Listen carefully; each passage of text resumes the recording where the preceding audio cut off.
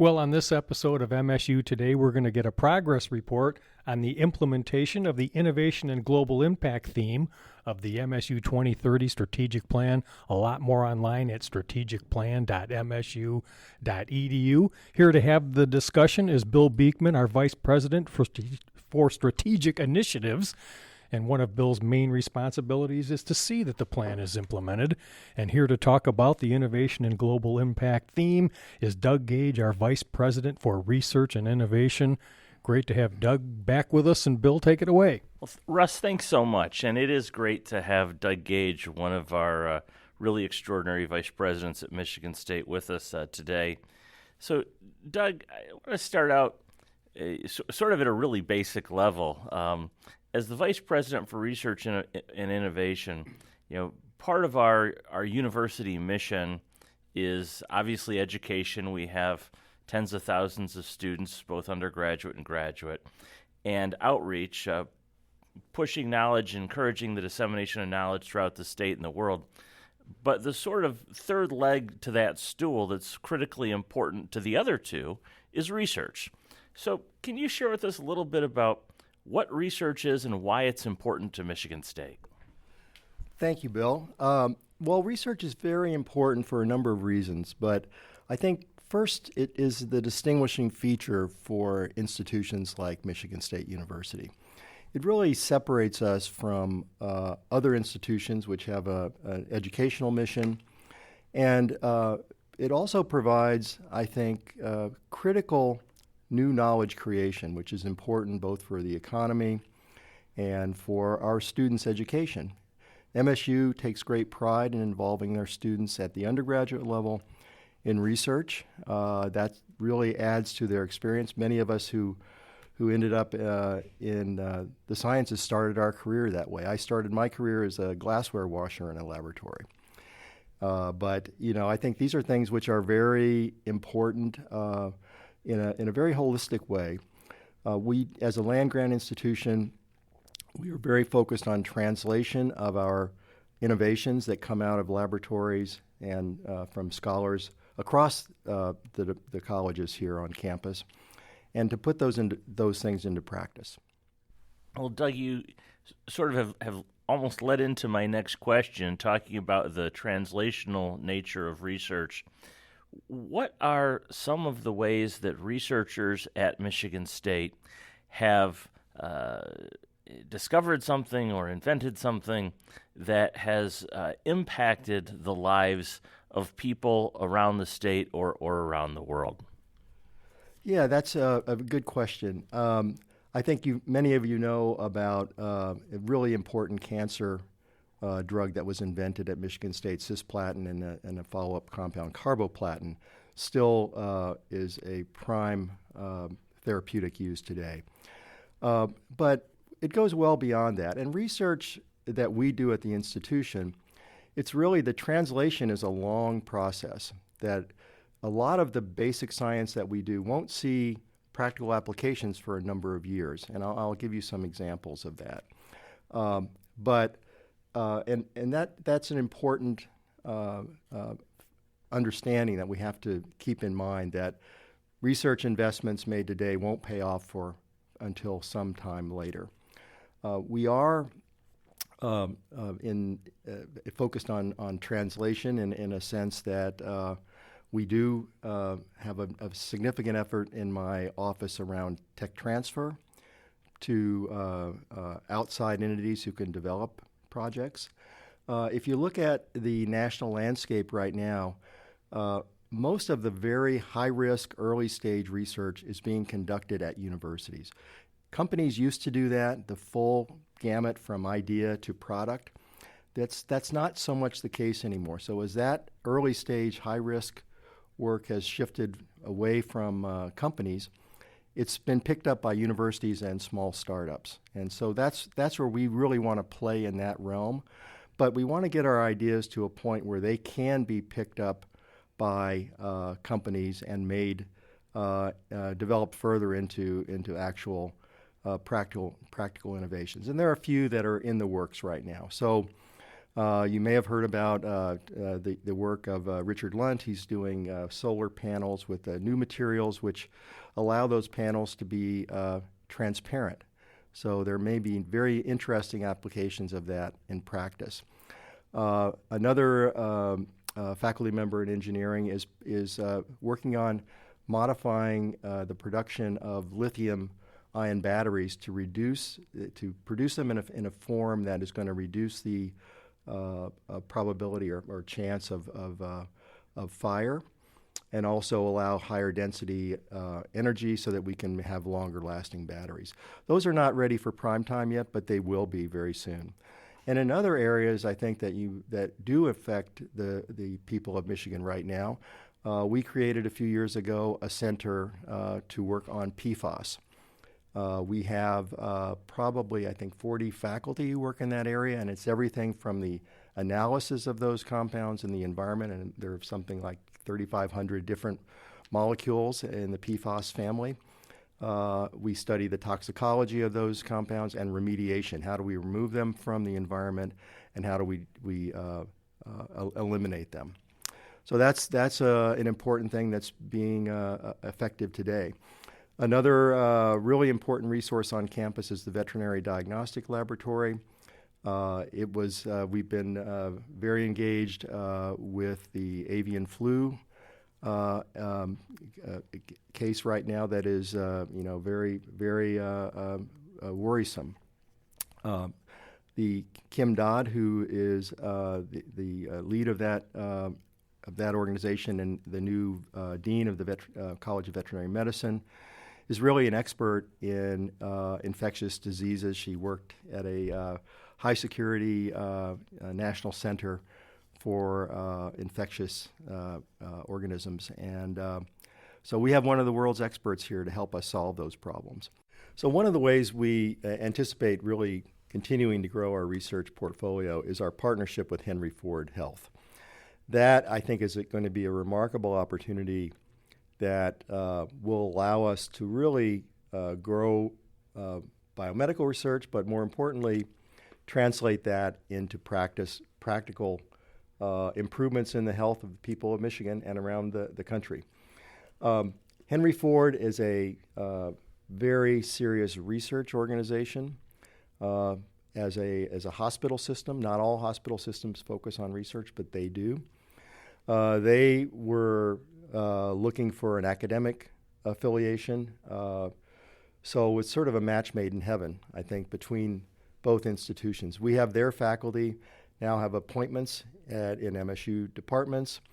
We are beginning the clinical integration between the two organizations. We will not be merging, but we will be working very closely together. We have a long-term plan to support this integration. We broke ground on Monday on a new $350 million research building in Detroit.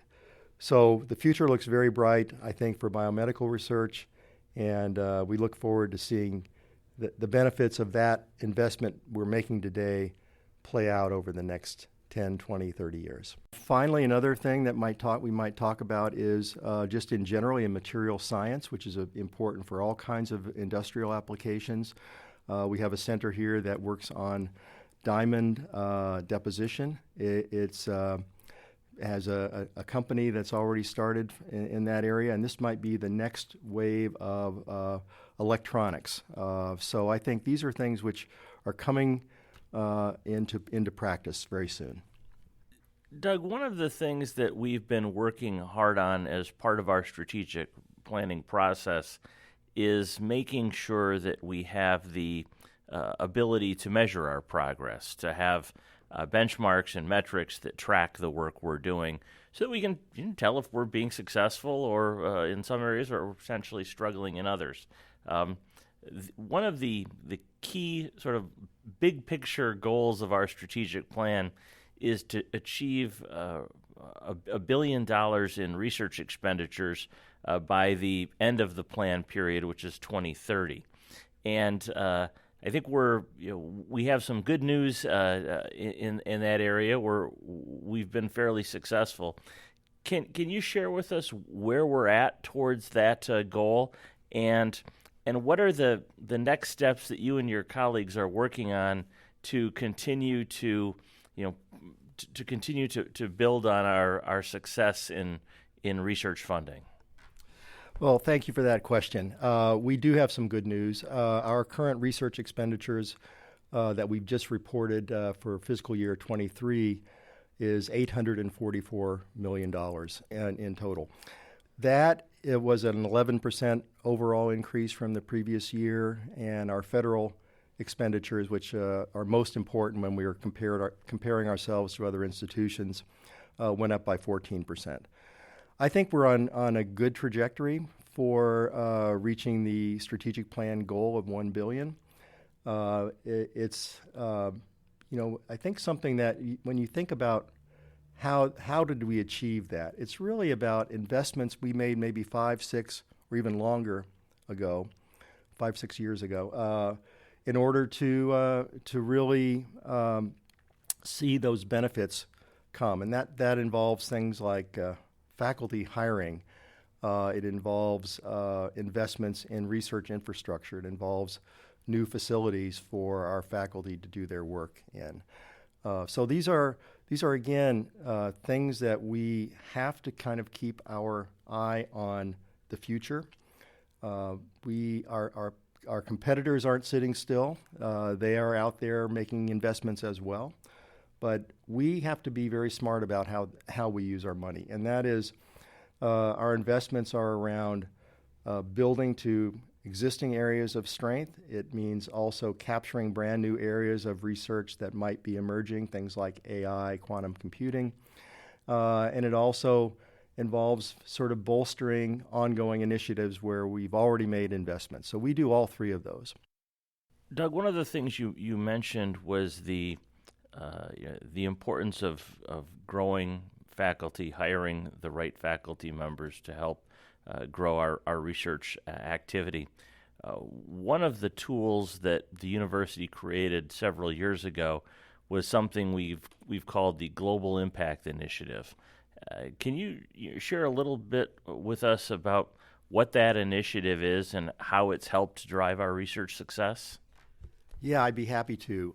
So this was an initiative to hire 100 new faculty, and it was in the STEM and the biomedical area. That was the objective. And I think a number of institutions have had hiring initiatives like that, maybe not to the same scale. But we did something I think in retrospect was very wise. That we asked the faculty across the university to propose where we should make those investments. And we received probably 140 ideas, some that came from other units that were going to offer matching positions. And so we spent about 6 to 8 months going through those proposals, looking at how they aligned with areas where we thought we could make some big progress. And we started off with about 30 or 40, I think, 35 different initiatives. Those, I think, have really paid off. We've made some really fantastic hires across the portfolio, everything from basic biomedical sciences and cancer research to applied agricultural applications and engineering. So there are a whole variety of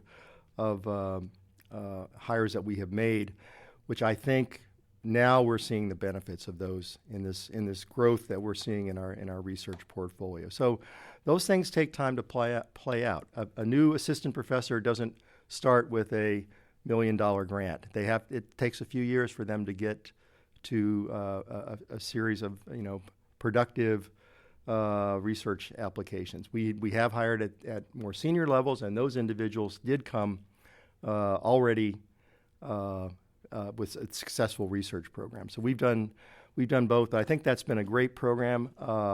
We will be continuing that at a smaller scale. I think that's one way we hope to keep our research growth on the same trajectory. When we think about research, I think if a person sort of closed their eyes and you said, "What do you think of when you think of research?" Somebody would imagine a person in a white lab coat in a holding a test tube of some sort, and that's I think the sort of scenario that might come to mind. And in fact, that's there are many people holding white lab coats and test tubes all over our campus. But before they get to that point of actually doing the research, it feels like there are dozens and dozens of steps along the way. And I think probably covering that whole process would turn this into a 10-hour podcast, which I don't think our listeners probably have the duration to withstand. But could you help us just a little bit understand? So I'm a newly minted PhD, and I'm interested in studying whatever it might be. Much of our funding comes from agencies of the federal government. How do I make sure that what I'm interested in aligns with funding opportunities so that I can build a team and do that work and try and figure out those problems that will ultimately help make the world a better place? So if you could sort of share with us a little bit of what's sort of behind the screen of how that research comes to take place. Well, let me go through the process, and it also gives me a chance to really tell you what our office does. So one of the great things about being an academic is that you are in a position to really be creative, to come up with new ideas. They may be crazy ideas, and if you are, if it is an idea that can survive a competitive review, you can pursue those ideas. So, getting that funding to actually do the work that you would like to pursue is a long process, and so it does start with an idea, but there is the way it works in the United States anyway is that we have a series of opportunities for faculty to apply for funding. These are very rigorously reviewed. I think at the NIH level, sometimes it's only on the second 2% of the submitted proposals are actually funded. So it's highly competitive. The process is, and I won't go through it all, but the process is that we are submitting the grants as the institution. So the grants don't go in as the individuals' grants. These will be Michigan State University grants with the faculty member as the principal investigator. That means we are accountable for all the work that will be done if that funding comes to be awarded. So that means environmental rules have to be applied. Audits have to be carefully managed. HR rules have to be carefully applied. So we have an oversight of those activities. But before a grant is submitted, it is a long process. I think all faculty really have to depend upon mentors in their early stages of their career. So they learn the practice by working with more successful and senior faculty. And the mentoring is a really critical part of any faculty member's development. So we often, faculty members will start small with a foundation grant. The grant is written to either address a specific idea or a call around a certain topic. Different funding agencies have different divisions which allow, whether it's around fundamental energy research or whether it is around environmental science. NASA has things around remote sensing. So there's a whole variety of areas that funding agencies which can support your work. The alignment of that with the application obviously is a critical piece. I think that's really not a problem in most cases, but what is the challenge is to make a proposal that is going to survive a rigorous review. And so that is something that, as I mentioned, mentoring is really critical. But in my office, we also have individuals who are experienced successful grant getters who serve as mentors and will read faculty members' proposals. We have different varieties of how we do that, but I think that's a really critical thing, because the grantsmanship, how you present your ideas, how do you clearly define what you're going to do, that's really the underpinning of success in the grant world. And so once an award is made, then we have to say, okay, is it the award has to be accepted by the university, accounts have to be set up, and we have to begin to expend the money appropriately so that the work can be accomplished. And I think we have a very good track record in maintaining good oversight of federal funding expenditures, and we are audited on a recurring basis, and I think we're very proud of that record, that we do a good job of helping the faculty maintain good stewardship of the resources. So, Doug, before you were Vice President for Research and Innovation, you were a researcher yourself, and what got you interested in being a plant biochemist? I mean, I imagine that, when you sort of talk to your average 7 or 8 year old, everybody wants to be a fireman or a policeman or an astronaut or an NFL football player. Probably not very many people say, I want to be a plant biochemist. So how did it come to pass that that became a career passion for you? Yeah, that's a good question. I think most people don't look at the career choices and go, yeah, I want to be a plant biochemist. It started as sort of organically, I guess, in my case. Was interested in chemistry, and one of the things that I thought was really fascinating was that plants produce a whole variety of compounds. They're probably the best organic chemist on the planet. And it was fascinating to me. Why is that? Why do plants make this incredible variety of different chemical compounds? And the short answer is they can't run away from their predators or their pathogens, so they have to fight back chemically. And so there's almost an arms race between plant pathogens and predators and the chemistry that the plants can come up with that's going to deter that sort of work. And we have great people here at MSU doing that continuing to do that great work today. Bjorn Hamburger is one, using genetic tools that didn't exist when I was a faculty member. So there are, that was the initial fascination to me. I was very interested in plant diversity. That's the other thing that I went to school in the South at Florida State and then at University of Texas.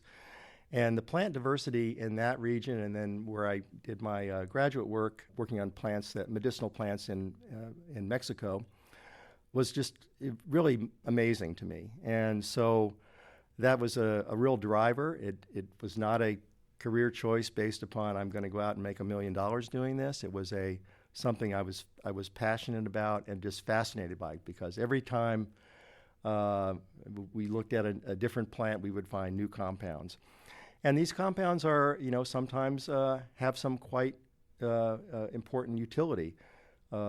I don't know the exact number, but that's something like a third of all pharmaceuticals out in the market have some origin, at least as a initial template, as a compound made by plants. And not all plant compounds, I think, when you think about, well, these are natural compounds, well, they're not all safe. I worked on toxins when I was a graduate student. Strychnine is a natural compound, so that should tell you something, that you don't necessarily assume that everything is safe if it's made by an organism in the environment. But I managed to, I followed my wife here. Cheryl Sisk was a newly minted assistant professor. I was initially a postdoc in the plant research lab working with a great scientist, Jan Zavart. And so I had a chance to really explore that work, develop my career here. And it was just fascinating to me. And I I took a different career path about halfway through my work as a scientist. I took a position at Pfizer in Ann Arbor. Worked there for 6 years, working in a biomarker development group. And then I returned to MSU as an administrator because I found that I really enjoyed supporting the success of other researchers through the work that I could do kind of behind the scenes. And so that's what I do as a vice president. We're really a support organization to help other faculty be successful. And I think my team is passionate about that. We do our best to make things work well at MSU and improve things every day so that our faculty can be successful. Well, Doug, this conversation really reflects to me why Michigan State University is such a spectacular place. The diversity of thought and idea that centers around the shared goals of making the world a better place in ways big and small, across the spectrum of thought and idea and investigation is just really, really cool, and it's fun in a very small way to be a part of that. But as we wrap up, we always try and ask a sort of fun question. So I'll ask you as a as a plant biochemist turned vice president for research, you probably have very little free time. But what do you do, and how do you occupy yourself when you have a little time for fun and relaxation? Well, that is a very important point. I don't have much free time, and I sleep when I have time off often. But I do like to. I really enjoy Michigan. We've lived here a long time. I think it's a beautiful state. So I'm a big dog walker. I have a rambunctious dog who loves walking, and so I love to get out and do that. It's a great time to kind of clear your head and do that. I also like to read, mainly a nonfiction reader, and I've been lately reading books on some of the early explorers, plant explorers in the 18th century and early 19th century. So that's been kind of fascinating to look at that time in history when the Western world, anyway, was discovering plant diversity, and so that's really fascinating to me. That doesn't mean that that plant diversity was already understood by Asian societies, African societies, and Native Americans, of course. So they didn't invent it, but it was a chance, I think, when Western science began to understand that. It led to really great understanding of evolution and other important ideas which really guide us today. Well, Doug, thanks so much for being our guest today as we try and share some of the work we're doing as part of our 2030 strategic plan. It's just been wonderful to hear about some of our research activity and the very very extraordinary work that you're doing. Russ, I'll turn it back to you. Okay, thank you, Bill. That was Bill Beekman, our Vice President for Strategic Initiatives, and he was talking with Doug Gage, our Vice President for Research and Innovation, about the innovation and global impact theme of the MSU 2030 Strategic Plan, which you can check out at strategicplan.msu.edu. And I'm Russ White. This is MSU Today.